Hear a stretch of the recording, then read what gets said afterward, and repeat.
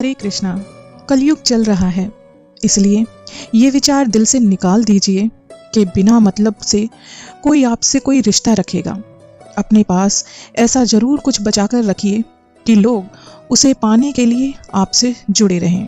खुद को खाली मत होने देना, क्योंकि लोग अक्सर खाली चीज़ों को, कचरे वालों को बेच दिया करते हैं। भगवान श्री कृष्ण कहते हैं कि मैं किसी का भाग्य नहीं बनाता, हर कोई अपना भाग्य खुद बनाता है। तुम आज जो कुछ कर रहे हो उसका फल तुम्हें कल जरूर मिलेगा, और आज जो तुम्हारा भाग्य है वह तुम्हारा पहले किए गए कर्मों का ही फल है।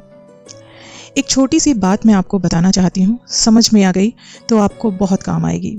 एक व्यक्ति मंदिर जा रहा था। उस व्यक्ति के साथ उसका 5 साल का एक बेटा था। आरती का समय था, आरती हो रही थी, व्यक्ति भी आरती गा रहा था। उसने देखा कि उसका छोटा सा 5 साल का बच्चा भी आरती गुनगुना रहा है। उसने बाहर आकर अपने बेटे से कहा कि तुम्हें आरती तो आती नहीं है, फिर तुम क्या गुनगुना रहे थे? उसके बेटे ने इतना सुंदर जवाब दिया कि जिसे सुनकर आपका भी मन प्रफुल्लित हो जाएगा। उसने कहा कि मैंने तो भगवान से बस ये कहा कि मुझे क ख ग घ आते हैं, और मैंने भगवान को वो सारे क ख ग घ सुना दिए और कह दिया कि अब इन शब्दों से आप खुद अपनी आरती बना लेना। जनाब, दुनिया दिखावा पसंद करती है, नियत नहीं। लेकिन सिर्फ भगवान श्री कृष्ण ऐसे हैं, वो मुरलीधर, वो जगत के रचयिता ऐसे हैं जो सिर्फ और सिर्फ आपकी नियत देखते हैं, आपका भाव देखते हैं, और आपका दिखावा बिल्कुल भी नहीं। अपना दर्द सबको कभी ना बताएं, क्योंकि मरहम तो एक आधे घर में ही मिल सकता है, लेकिन नमक हर घर में मौजूद होता है। कुछ नहीं मिलता दुनिया में मेहनत के बगैर। मेरा अपना साया भी मुझे धूप के आने के बाद ही मिला। आईना कब किसको सच बता पाया है? जब देखा दायां तो वो अक्सर बायां नजर आया है। ये कभी मत पूछना कि जिंदगी खुशी कब देती है, क्योंकि शिकायतें तो उन्हें भी हैं जिन्हें जिंदगी ने सब कुछ दिया है।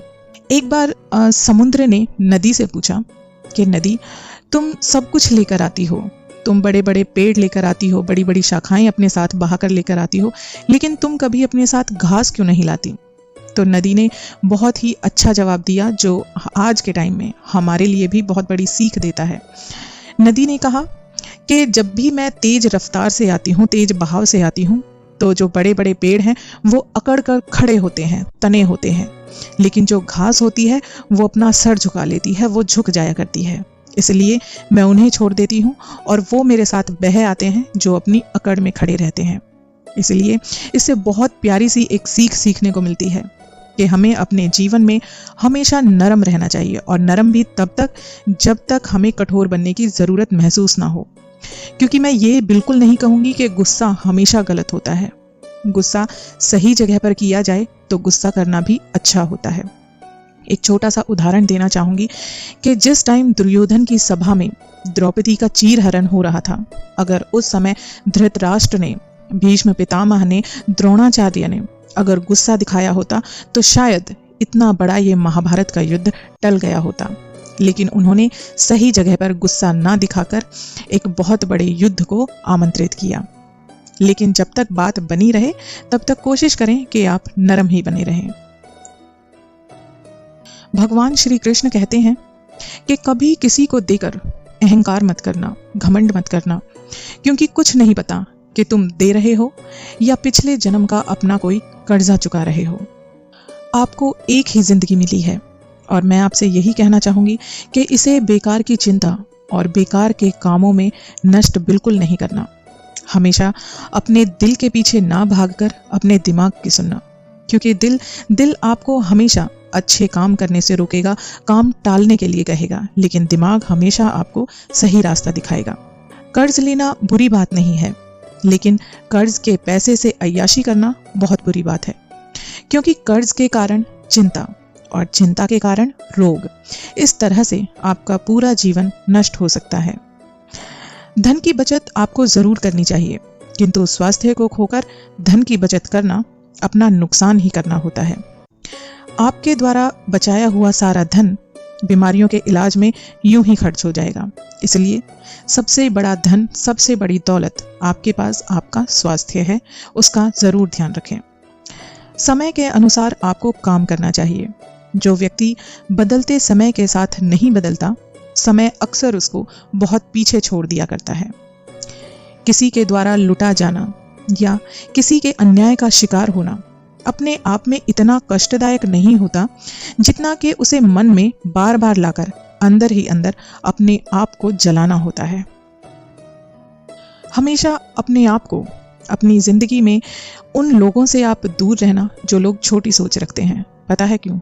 क्योंकि छोटी सोच रखने वाला इंसान ना तो खुद कभी आगे बढ़ता है और ना कभी आपको आगे बढ़ने देगा।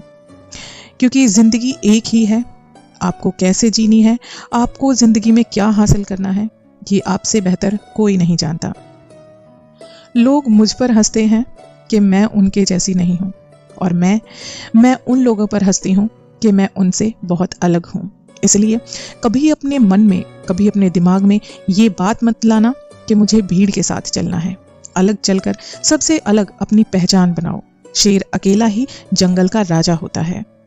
हर इंसान दुनिया में अपनी एक अलग कहानी रखता है। कोई पक्षियों के लिए दाना तो कोई बंदूक रखता है। इसलिए अपनी अलग पहचान बनाएं। इस बात से आपको बिल्कुल फर्क नहीं पड़ना चाहिए कि आप उसके जैसे हैं या उसके जैसे नहीं हैं। मन की शांति से बढ़कर इस दुनिया में कोई और दूसरी दौलत नहीं है। जिस तरह घर से दरवाजा छोटा होता है, दरवाजे से ताला छोटा होता है और ताले से चाबी छोटी होती है, लेकिन वो छोटी सी चाबी पूरे घर को खोल देती है। ठीक उसी प्रकार छोटे छोटे हमारे विचार, हमारे निर्णय हमारे जीवन में बहुत बड़े बड़े बदलाव ला सकते हैं। कहते हैं कि गांव में रहने वाले लोगों की नज़र शहर पर होती है और शहर में रहने वाले लोगों की नज़र विदेश पर रहती है। विदेश में रहने वालों की नज़र ग्रहों, चांद, सितारों पर होती है। लेकिन ध्यान रहे कि वो लोग फिर भी दुखी ही रहते हैं, क्योंकि सच्चा सुख तो वो है जिनकी नज़र अपने परिवार और अपने समाज पर रहती है, अपनों पर रहती है। क्योंकि अपने परिवार और अपनों से बड़ा कोई धन नहीं होता। एक बहुत ही अच्छी बात है, सप्ताह में 7 वार आते हैं, रविवार, सोमवार, मंगलवार, और हर वार में किसी न किसी भगवान की पूजा की जाती है। जैसे सोमवार को भगवान भोलेनाथ की, मंगलवार को हनुमान जी की। लेकिन इन 7 वार के अलावा एक और वार जीवन में ऐसा आता है, अगर उस वार को आपने मान लिया तो आपको बहुत बड़ी ताकत मिलती है और साथ ही साथ भगवान का भी पूरा सहयोग मिलता है। उस वार को कहते हैं परिवार। इस वार में इतनी ताकत होती है कि आप कोई भी काम बहुत ही आसानी से सफल बना सकते हैं। परिवार भगवान का दिया गया एक अनमोल तोहफा है। इसका मान सम्मान रखें, इसे संभाल कर रखें। गीता में भगवान श्री कृष्ण कहते हैं कि कर्म का थप्पड़ इतना भारी और भयंकर होता है कि हमारा जमा हुआ सारा पुण्य एक साथ ही खत्म हो जाता है। पुण्य खत्म होने पर समर्थ राजा को भी भीख मांगनी पड़ती है। इसलिए कभी किसी के साथ छल कपट करके किसी की आत्मा को कभी मत दुखाइए। शरीर में कोई सुंदरता नहीं होती, सुंदर होते हैं व्यक्ति के कर्म, उसके विचार, उसकी वाणी, उसका व्यवहार, उसका संस्कार और उसका चरित्र। जिसके जीवन में ये सब है वही इंसान, यकीन मानिए, इस दुनिया का सबसे खूबसूरत इंसान है। जब घर में धन की कमी हो जाए तब तुम्हारे सगे भाई बंधु भी तुम्हारे दुख के प्रति बहरे हो जाते हैं। श्री कृष्ण कहते हैं कि कलयुग में पैसा ईश्वर से भी बड़ा हो जाएगा। बड़ों और गुरुजनों के आगे बुद्धिहीन पैसे वाले लोगों का महत्व ज्यादा हो जाएगा। पैसा ही रिश्ते बनाएगा और पैसा ही रिश्ते तोड़ेगा। समय कभी किसी के लिए नहीं रुकता। आज यदि बुरा चल रहा है तो कल अवश्य ही अच्छा आएगा। आप केवल निस्वार्थ भाव से कर्म कीजिए, क्योंकि कर्म करना ही आपके हाथ में है। कभी कभी ऐसा होता है कि बेवजह हमें वजह भी नहीं पता होती कि हम क्यों परेशान हैं। और जब कभी आपको ऐसा महसूस हो तो मेरी ये बात हमेशा याद रखना। एकांत में बैठना, आंखें बंद करके मुरली वाले का ध्यान करना और अपने मन की सारी बात उनसे कह देना। फिर देखना आपका सारे बिगड़े हुए काम अपने आप बनने लगेंगे। आप बस निस्वार्थ भाव से अपना कर्म करना और बस उस मुरली वाले को बोल देना कि मैं थक चुकी हूँ, अब आप संभालो। देखना वो आपके काम को ऐसे संभालेंगे कि आपको पता भी नहीं चलेगा कि कब आप अपनी मंजिल तक पहुंच चुके हैं। अपनों के लिए वक्त देना सबसे बड़ा तोहफा होता है। एक दिन हम सब एक दूसरे को सिर्फ ये सोचकर ना खो दें कि उसने मुझे याद नहीं किया तो मैं ही उसे याद क्यों करूं। सौभाग्यशाली होते हैं वो लोग जिन्हें समय और समझ एक साथ मिलती है, क्योंकि अक्सर समय पर समझ नहीं आती और जब समझ होती है तो वक्त निकल जाता है। गुरूर में इंसान को इंसान नहीं दिखता। जैसे घर की छत पर चढ़ जाओ तो अपना ही मकान नहीं दिखता। हमेशा अपनी जिंदगी में जुबान से मीठे और दिमाग से जहरीले लोगों से बचें, वरना महाभारत आपकी जिंदगी में भी हो सकती है। जिस दिन आपको सत्य के साथ अकेले खड़े होने का साहस आ गया, उस दिन यकीन मानिए आपको इस दुनिया में कोई नहीं हरा सकता। उस मुरली वाले की अदालत में वकालत बड़ी प्यारी है। खामोश रहिए, कर्म कीजिए, आपका मुकदमा जारी है। अपने कर्म पर विश्वास रखिए, राशियों पर नहीं। राशि तो राम और रावण की भी एक ही थी, लेकिन नियति ने उन्हें फल उनके कर्मों के अनुसार दिया। रामायण और महाभारत हमें जीवन जीने का सही रास्ता दिखाते हैं।